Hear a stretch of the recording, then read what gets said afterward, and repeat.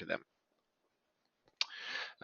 All right, so we're being recorded now. I just wanted to touch base with all of you guys today. First and foremost, if you're in a place that is horribly, miserably cold today, I apologize. I'm sorry. It's cold here today. It's about 48 this morning. I can see a lot of you giving me the finger right now. It's like thinking, thanks a lot, Bob. All right. So I feel for you though. But anyway, so stay warm and try and uh, uh, like I said, be safe and don't. Hopefully things will warm up a little bit over the weekend. I doubt it, but hopefully things will get a little bit better for you. I'm wishing you all a very, very happy new year. It's been a great year. Really excited about how things went in 2017, but I'm even more excited about how things are going to go in 2018 here. So what I wanted to share with you today, and I'm not going to spend a whole lot of time with you because we obviously, maybe 20, 25 minutes or something like that. I want to talk about a little bit of a review of 17, brief review, and things that I'm looking at in 18. As you guys have probably heard in past webinars, what I like to do is I really pay close attention to what's happening going forward. And I do that assessment around the last week of the year. So I've looked at a lot of stuff this week. And in the past, I've never really shared this with anybody, but this is the first time ever I'm really kind of sharing with you some of my analysis and how things work. And again, remember something: analysis and forecasting and that sort of stuff is all a moving target. It's all predicated on the facts, on some things that we see, some of the assessments that I will make on based on certain assumptions, things happening, things that have happened, patterns and trends. Everything is subject to change. Everything is subject to change. So, I have to be flexible. You also have to be flexible when it comes to trading and investing in markets every day. This is not your grandfather's market anymore. This is not where you can just, buy 1,000 shares of Coke or something like that from back in the 40s and 50s, and just leave it there and don't even look at it anymore. We're not in that kind of world any longer. So we have to be cognizant and aware that things can change. By and large, we didn't have a whole lot change in 2017. I wanted to review that for a little bit here. And I put out a tweet this morning. I saw Leanne had replied back to me.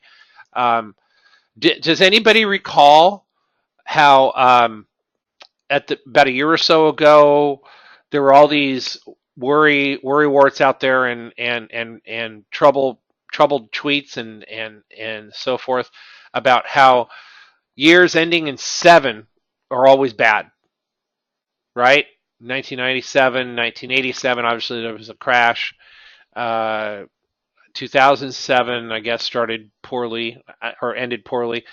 So I don't see where any of those people are. So to be honest with you, they're not around anymore. I guess they must have, after today. I guess there's still a chance, right? I guess the markets could drop 20% today, and we could end up with a negative. But I highly doubt that's going to happen in the next 6.5 hours. But you never know. So in 2017, let's just review a few of the things that happened in 17 here, right? I also tweeted yesterday some of the returns from some asset classes, which is quite interesting. Gold was up about 15% in 2017. Made a good run here the last few weeks. Bonds were up actually roughly about 10% generally. From and duration actually was pretty consistent all year long in 2017. Oil was up about 10%. Equities obviously up for anywhere from about 13% on the low end for Russell 2000 up to about 24% for the Dow Industrials, which may be a little bit higher today. And by the way, everybody sees the futures up a lot here, right? Well, it's just basically recapturing the fair value, because the fair value is really, really extended here to the upside. So like for instance, Dow fair value, we would have to open up plus 54 just to be on the even side. So I think the futures are up about 55 or 56. So yeah, it does say the futures are up quite a bit, but it's kind of masking what the actually the Dow futures are up 75. So actually the Dow is going to open up probably about up 20 roughly. The Nasdaq down probably a couple of points here. So even though the futures are up 13, the fair value is 15. So equities were up strong. Real estate was actually up strong as well too. So and lots of different groups did very well in 2017. Whether you're talking about financials, housing, construction, industrials, strong names that we talked about. Caterpillar. There were some names that obviously did perform really poorly, like a General Electric and a Under Armour in retail. Nike was one of the dogs of the Dow in 2000 from 2016. It performed well in 17. Retail had a real hard time earlier in the year in the summertime. A lot of people were talking about the death of the mall and the death of real estate REITs and so forth, but obviously that wasn't the case. A lot of these names have come back. There's going to be the haves and the have-nots, right? Amazon's always going to be the big gorilla in the room here for retail names, and they're always going to have to have they're either going to have a go. If you can't beat them, join them strategy, like Nike did. So we'll have to see how that unfolds in 2018 and beyond.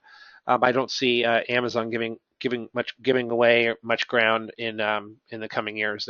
They've been shooting for this for years. So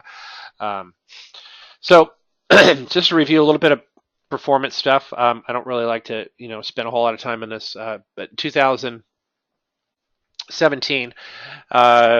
The explosive options probably going to be up around 33.5%. That beat all the indices in 17. The spread trader, which we started in September of 2016, had unbelievable performance this year in 17. Up about we're going to finish up because we have 3 trades. David's going to send an email out later on today. 3 trades that are expiring today at 0. That's going to finish up about 43, almost 44% 2017, which is quite amazing. Well, for this strategy, it's not so amazing, but for what we've been doing with low volatility in this market, it's really fantastic. The last, I think we're going to bank these trades here. The last 30 trades, I think we're something up 20 since September. I think we've got 24 winners and 5 losers or something like that. So really, really fantastic. So we're looking forward to doing some amazing stuff in 2017 with all of you. As you may or may not know, David's going to be the front man. He's going to be leading the team on Spread Trader. I'll be his backstop, of course, and we'll work together. But he's going to be the guy on the front end and doing a lot of the legwork. So I'm really excited about it. He's going to do some fantastic work. He's already done some already. Picked out a lot of the names that we've put on the last few months, and as you've seen, David's put some of the charts up as well too for some of the spread traders in the service and so forth. So you're going to be looking forward to seeing that too. So I'm excited about that. He's going to do a phenomenal job. I know you might think that trying to beat 43% is quite an accomplishment, but that was last year. That was 2017. After today, I'm not worried about that any longer. I know David's not either. It's about what we do today and what we're doing tomorrow, not necessarily what we did yesterday. So I'm happy to have him on board. So let's take a look real quickly about 2018 and what I'm looking at here. So I kind of grade these things with a positive and a negative, and I'll accentuate some of them with more positives and more negatives if I see it. I see the 2018 landscape being very, very good in 2018 for equity markets, for lots of different markets. I see it happening in a real positive way. A repeat of 17, possibly not as good as, probably not as good as 17. Let me share my screen with you. show you the chart of the S&P 500 from on the monthly chart, because today is the end of the month, end of the quarter, end of the year, obviously. So at the end of the day, we're going to take a look at this chart. And I know it's kind of hard to see, but in 2017, it'll be an up month for every single month for this year. Extremely rare. How rare? It's never happened before. So pretty amazing, right? I'm going to ask this question for you real quickly. If you're looking at this chart, I want a yes or a no. Do you see anything negative in this chart?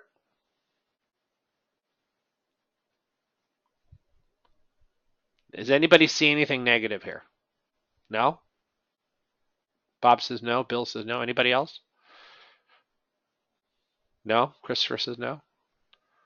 Everybody said no. Yeah, I can see I can see I see the volume overbought. Okay, Charles. Yeah, overbought. But is overbought any reason to sell? Or any reason to another reason? Is that any reason to short the market just because it's overbought? The market's been overbought since the end of 16, right? It just stayed overbought for a long period of time. It's riding the upper Bollinger Band. This is a monthly chart, by the way. Yes, relative strength is overheated over here, but it's been rising too, right? Not unlike in 13 and 14 when it was it peaked and it's cresting here, right? I don't know how long that trend's going to last. Too far above moving average? Well, it's been above moving averages for a long time, Charles. I see. I see you're trying. You're trying to find an argument against it. I get it, but they're just I don't think they hold water here. I really don't. I think you have to look at the trend and look at the momentum and look at the chart and pay attention and just accept it for what it is, right? How many people got their heads chopped off trying to get short or predict that this market was going to come down, right? Now we're going to come a little bit later on, talk about one of the reasons why I think the market is going to have a good year in 18 here in just a few minutes. But I always start off talking about the Fed. I always talk about the Federal Reserve, okay? So we all know that, what are the facts here? How many interest rate hikes did we get in 17? Anybody?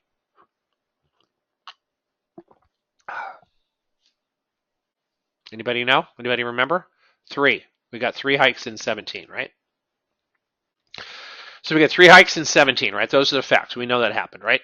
The Fed funds rate is roughly about 1.5%, right? Because we've had 5 rate hikes since end of 15. We got 1 at the end of 15. We got 1 at the end of 16, and we got 3 this year. So we've had 5 rate hikes. I'm going to tell you right now. I mean, yes, the Fed is in hiking mode right now, but they're not in the mode. We're not in a place where they're worried about the economy overheating or they're worried too much about inflation. All the Fed is doing, pay attention here, okay? All the Fed is doing is taking back some of that extra accommodation that had been in place since 2009. That's all they're doing, okay? So if anybody comes in and says, oh, well, the Fed is tightening, it's bearish, it's baloney. All they're doing is taking back the accommodation that was there from 2009. So where is the neutral Fed funds rate? Anybody? Where is the point where the Fed is no longer in accommodation mode? What rate on the Fed funds? Anybody?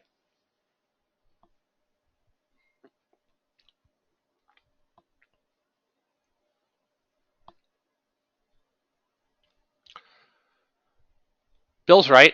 Bill got it right. 3%. Too high, Bob. 5% is too high. 3% is right. So if we're at 1.5%, let's do a little bit of simple math here, okay? If we're at 1.5% right now, and we said a neutral, which is still somewhat accommodative and bullish for markets, it's not as accommodative as it is now. But if the neutral is at 3% and we're at 1.5%, how many more quarter rate hikes could we have to get up to neutral? Anybody?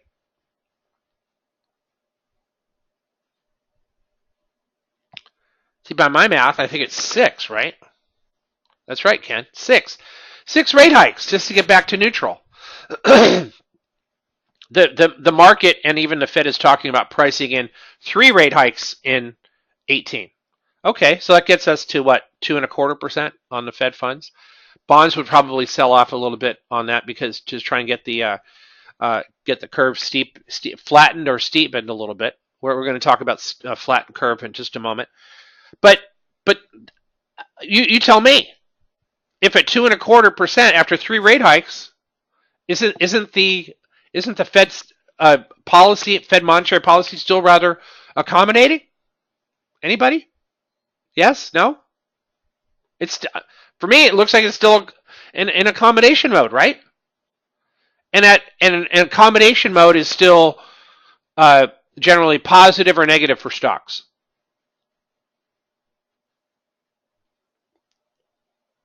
Anybody? Positive or negative when the Fed is accommodating? It's very good. It's positive, right? So what's the big deal? Anybody who's telling you that the Fed is blowing it for the stock market of the economy is blowing hot air. They're blowing hot air. Okay, so the Fed is positive. I give a positive plus mark for that. Tax reform we had passed just a week or so ago. That's a double positive because the reason why it's a double positive is just because we can see a lot of the things that are going on right now with companies and being generous to their employees. You know, maybe it's just a smokescreen. I don't know. I'm going to take it for what it's worth and say that they're going to put money back into paying their employees better, providing bonuses, that sort of stuff, and not necessarily throwing money back to shareholders. You know, call me a Pollyanna here that the companies would do the right thing, but I think that there was possibly a backroom agreement that this sort of thing was going to happen. Okay, call me Pollyanna, Leanne. Pollyanna. Pollyann. Pollyann. That's funny. Okay. Anyway, I think the tax thing is going to be a positive for markets and for companies going forward. Volatility has been down for a long period of time, and I know our good friend Howie in our room has been doing really great shorting volatility and doing a fantastic job. But let's take a look at the VIX here on a monthly chart. What's the trend been? Just the opposite of the S&P 500, right? So as Larry says, and when I send the reports out, as long as volatility the VIX isn't up above 13, isn't trending higher, it's positive for stocks. People want to buy stocks when volatility is low. Okay, that's just what we have right now. So we're going to take advantage of this. We've been selling premium, doing great. As I shared with you, the results from Spread Trader up 43+% in 2017 because we took advantage of a low reducing volatility environment. Every time you see spikes on this monthly chart in volatility, right back down again. Almost every single month we close at or near the bottom of the range in volatility. Okay, unlike 16 was close. 15 we had a lot of volatility over here, but this was an amazing year in reduced volatility in 2017. I'm going to give that's a plus minus because I know there's going to be some volatility here at some point in time. I just don't know when or why that's going to happen, but we'll see how it goes. I'm going to give that a plus minus over here. Infrastructure projects. We've been hearing a lot of talk about that happening, and I think it's going to be a positive for markets. I think it's going to be a positive for groups like metals and energy and industrials and rails and retail and so forth. I think these sort of projects are going to be long lasting. They're going to be companies that are vying for contracts with the government. I don't know how it's going to be paid for. Maybe it'll be paid for by Build America bonds or something like that. But I think certainly if somebody comes out and says a congressman or a senator, Democrat or Republican, comes out and says, no, we don't need to fix these bridges and roads that are 50, 70, 100 years old. we'll just let people take their life and risk in their own hands. I can't see that being a politically positive viewpoint.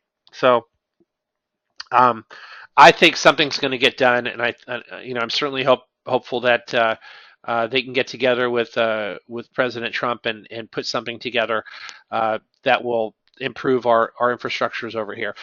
China's been on the infrastructure building stage for about 5 or 6 years. They have about another 3 more years left to go. I think 2021 or 2022, and you can see how well that has worked for their economy and for some of the industrial names in China. It's worked really positive. So infrastructure should be good. Politics, give a positive and a negative for obvious reasons. I'm hoping that things change with some of the rhetoric and so forth, but I don't think it will. The fact that they got taxed through last week was a positive. Hopefully these people can work together. But as we come up towards November with a midterm elections, who knows what's going to happen? I talked earlier about earnings. I'm going to give that a double positive here right now and say the earnings have been extremely good for the past 3 quarters. And I think we have another good. I thought we maybe have a couple of good quarters left to go in 2018, but I think I'm going to stretch that a little bit further. That I think we're going to go a little bit longer with that because of the potential for infrastructure projects and contracts and so forth. When you see the effect of contracts for these companies, you see what happened as a case study to defense names. Everybody knows the defense names I'm talking about, like the Boeings and the Lockheed Martins and Northrop Grumman. You saw how well those companies have done by getting long-term contracts with 2000 for 2016, 17, and beyond. Okay, that is just so important for some of these companies. Like a Caterpillar and a UTX, and Honeywell, just three for examples. That is good for their long-term growth prospects. All right, we're not just talking about 18. We're talking about 18, 20, 21, all the way out to 23, 25. Okay, these companies are going to benefit over the long term. And while stock prices certainly discount future earnings, we could see that a lot of these stocks will put up good performance in 18 and 19 in anticipation of those projects coming in, if they do come in over the next 4, 5, 7 years. Okay. And the last couple things, the economy is strong. I'm going to give that 3 pluses. The economy is super strong right now, and it's going to continue to be strong. And we've benefited from a drop of some of the regulations that President Trump put down earlier this year, and the tax is going to be a real large positive effect on the economy as well too as the markets. And I think it's possible we can get 3.5 to 4% growth in 2017, and a lot of that is going to be attributed to the couple of things that I mentioned earlier with tax and infrastructure. And then finally, we'll talk about the technicals, as we talked just a few moments ago about the chart. Most of you said you didn't see anything wrong with this chart, and I agree with you. The monthly chart is really super strong here in 2017, one of the best years we've had consistently in a long, long period of time. Point-wise, percentage-wise, not really, but we've been overbought for a long period of time since actually, if you look at the Williams percent R on the monthly chart, 4 dips below the 80 line or the minus 20 line over here since 2011. So basically, this has been a bull run since the beginning of 2011, end of 2010, right? 6.5 plus years. Some people would say, well, that's too long. It's been going on too long. I don't know. I don't care. Don't pay attention to that stuff. I don't. So just go day by day, week by week, and just pay attention to what the action is doing in front of you. I'm going to wrap up here real quickly. Last couple things. The best groups I think are going to do well in 2018 are probably energy. Oil, I think, is going to have another good year, probably about up another 12, 15%. Banks are going to do well. Industrials, metals, I like X. I like MT, which is metal, steel. Retail names I think are going to do actually fairly well in 2018. Technology is always going to be good, and I think the rails are going to have a good year in 2018 as well. Listen to the message of the markets. Oh, don't. You're going to hear a lot of stuff out there from people who don't really have your best interest at heart. The only thing you need to focus on is what is the message of the market. That's all I look at. That's all I pay attention to. Every other comment, every other person who's talking their book or who's making some idiotic statements about what they think the markets are going to do, I turn them off. Just turn it down. Turn down the volume. Turn down the noise. It's all noise, right? Everything you need to pay attention to what the market is doing is right in front of you, right in front of your face right now. Look at that chart. Look at that chart. And that chart is going to tell you everything you need to know. All right. I remember Patty was in a webinar with me and some of you others as well too, and we talked about the monthly chart and the turn back in 16. In 15 when we went negative over here, but when we turned in 16 in August of 16, I said we're going. This is bullish. This market is bullish. We had a big old huge MACD crossover that was huge. All right, and I went full bullish mode back in August. And we had what, one dip, two dips, that was it. So finally, I'm gonna wrap it up over here. Last thing I'm gonna mention is April. Some of you guys are going. I know Christopher is going, Cynthia, and obviously David, and hopefully, and Lauren, of course, and Leanne, and hopefully a few others. If I missed you, forgive me, Bob. Hopefully Charles will be coming, but we have a big trip coming up again, and Ed too. Ed's going to be there in April 15th, 16th, and 17th. Okay, if you need some more information on it, Antonio will be there probably. Send me an email at bob@explosiveoptions.net. What we're going to do is we're going to do similar to the same thing as we did last year. Charles, I'll send that over to you. Nick's going to be there. Same thing as we did last year. We're going to go. We're going to hit up Jim Cramer's restaurant on the 15th of April for an evening in Brooklyn. That's going to be fun. Everybody get a chance to meet him, take pictures, and so forth. And then on Monday, we're going to go. We're going to be set up in an office in Midtown. We're staying at a great hotel called the Algonquin. Thank you to Barbara and Christopher for helping us get that set up. It's in Midtown. We're going to be at a great hotel there, and then we're going to be set up in a room. And then later in the day on that Monday of the 16th, we'll be taking a train down to the New York Stock Exchange and taking a tour of the exchange again, with hopefully with our host Kenny Polcari. Kenny's great. I think you'll like him if you haven't had a chance to meet him. If you guys were there last year, you remember he's terrific. And then we'll come back to the office, have lunch, and then trade the rest of the day, and then we'll walk up to the NASDAQ and go watch a taping of a live taping of Fast Money. So that was a lot of fun last year. We'll do that, get to meet everybody, Melissa Lee and Guy Adami and some of the other guys over there. And then the following day, Tuesday, we'll have a full day of trading in the office, and then we'll all head on home. So it's a short trip, 3 days, but it's going to be a lot of fun. I think you guys will all have a great time. I hope you guys can all make it.